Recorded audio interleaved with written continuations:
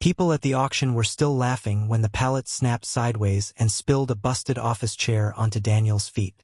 Someone shouted that the IT guy had finally reached the bargain bin of shame.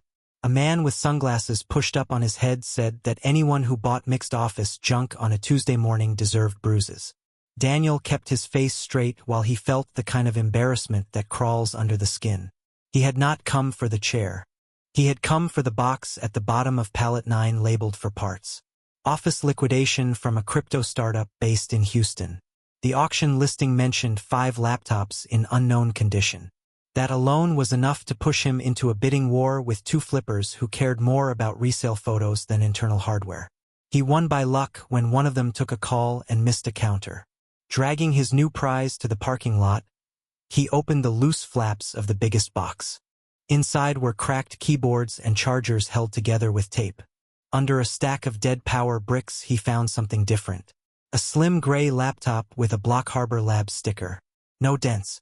No missing screws. The hinge felt tight and smooth. That was the first real spike of hope. He powered it on in the front seat of his car. The loading screen appeared with a company logo he recognized from an old tech article about crypto custody tools. That was the second spike. Then came the small drop. A login prompt with no obvious password. He tried guesses until the lockout warning appeared. He shut it fast and drove home with the laptop half wrapped in a hoodie. Later that night, he removed the bottom cover and pulled out the internal drive. The rest of the machine looked ordinary. Fans dusty. Thermal paste left to die by careless employees. But the drive was a 1 terabyte NVMe stick in perfect shape. If nothing else, he could sell it. He ran a scan on his own computer and found the encrypted volume labeled cold_storage. That was when his heart climbed into his throat. He opened the only readable file in the visible partition. A PDF with a title mentioning multisig recovery hints. The first page told him that the document was intended for internal key holders of the Block Harbor Treasury. Then half the PDF refused to load. The missing pages showed blank gray rectangles as if the file had been sliced in half. He stared at the screen until his eyes burned. A message landed on his phone with perfect timing to make his stomach twist. "Hey, did you buy pallet 9? I think something in there was supposed to be returned to me." He read it 3 times and sat very still in the glow of the screen. The day had started with a bruised ankle and laughter from strangers. It was ending with a stranger who somehow already knew exactly what he had bought. And Daniel had no idea if he had just stepped into a lucky find or something that would drag him under.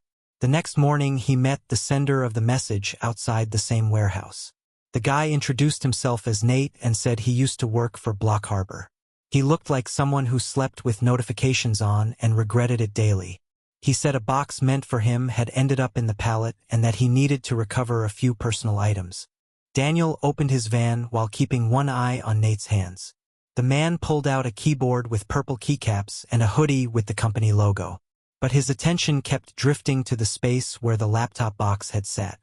When Daniel asked if anything else was missing, Nate paused too long and answered too quickly. That pause stayed with Daniel the whole drive home. He spent the afternoon digging through public filings. Block Harbor had dissolved quietly after a dispute with a major client. No bankruptcy, no trustee, no updates. Employees had scattered. Investors had stopped commenting. The company had vanished like spilled water on hot asphalt. The second obstacle came when he tried to brute force the encrypted volume. Standard attacks would risk permanent lockout. He needed hints. He returned to the partial PDF. A line near the bottom of the first page mentioned that passwords followed the internal joke policy. He searched through the visible scripts on the laptop. One developer had mocked that policy in a comment. Base phrase plus quarter plus punctuation. He built combinations slowly and set the attack script to crawl like a cautious locksmith. Hours later, the tool unlocked the header. Inside the decrypted clone, he found folders named hot, legal, and cold_storage. This time, the full PDF loaded in clean pages. A handwritten note revealed that the safe containing the second key for their multisig system had been stored in a coworking building on Brazos Street in Austin. Room B7. Daniel knew that building. Concrete basement. Cramped storage units. Heavy doors. He could picture a forgotten safe sitting in the dark under flickering lights. He opened the legal folder and felt the stakes rise again. The wind-down plan listed unpaid wages, vendors left hanging, and investors last in line. If the treasury still held funds, then the laptop was not a treasure chest. It was a responsibility waiting to be picked up by someone willing or foolish enough to touch it. Before he could take another breath, the same unknown number vibrated his phone again with 6 words that tied a knot in his stomach. "We really need to talk again." They met at a quiet place on South Lamar where people typed invoices and startup pitches while sipping iced coffee. Daniel brought screenshots. Nate brought worry carved into his face. When Daniel showed him the scanned safe location, Nate pressed his palms together as if steadying himself. He admitted that when the company collapsed, he had been told to clear out storage units. He warned his managers about the safe. They brushed him off. Later, the coworking building called about unpaid rent and threatened to drill the lock. He told them there was nothing valuable inside. Daniel realized the safe might still be sitting in that basement untouched or worse, repurposed by a new tenant. They searched for guidance and found a local attorney who handled digital asset disputes. Carla asked for a full account and listened with calm precision that made both men feel like kids explaining a mess to a parent. She pointed out every legal risk. She insisted they avoid touching anything without documentation. She told them that if they found the second key, they must treat themselves as custodians, not finders. 2 days later, they descended into the basement of the Brazos building. The hall smelled of concrete dust and old cardboard. Storage units lined the walls behind wire mesh. Unit B7 had a new padlock and a tenant named Daniel did not recognize. Through the mesh, he saw a gray safe about the size of a shoebox under a pile of marketing banners.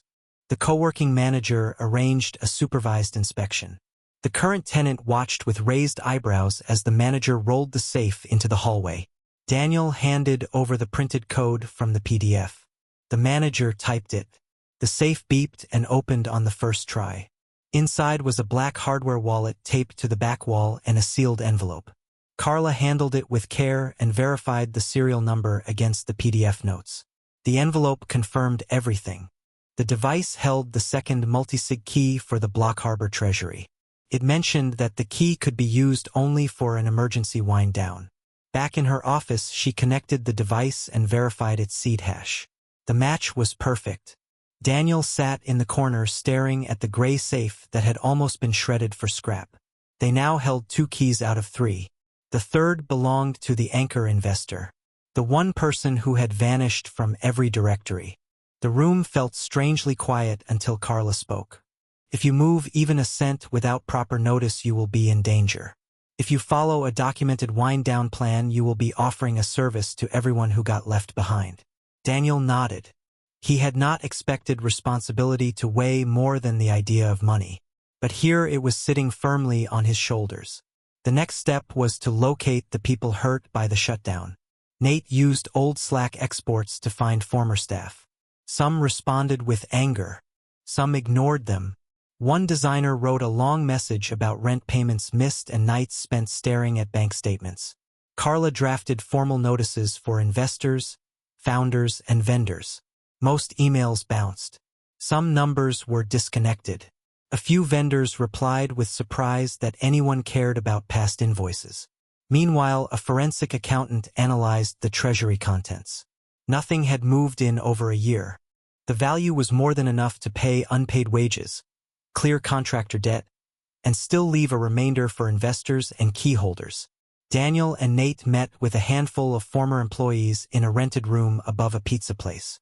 He explained how he had bought the laptop by accident and how the safe had almost disappeared. Some listened in disbelief.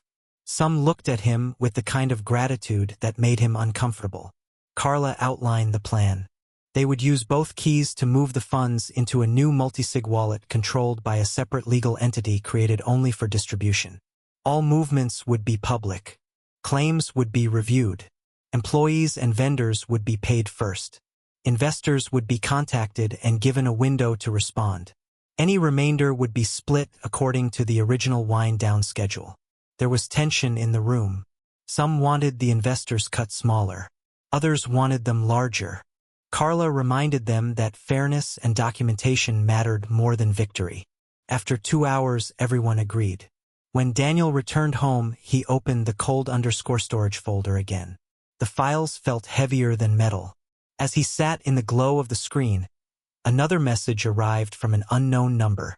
You need to stop before moving the treasury. I represent the Anchor Fund.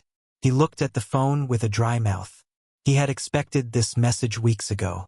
He just had no idea what kind of person was waiting on the other side of that meeting. The investor representative arrived at Carla's office in a blazer that tried to hide 3 nights of missed sleep. He introduced himself as Victor and set a folder on the table.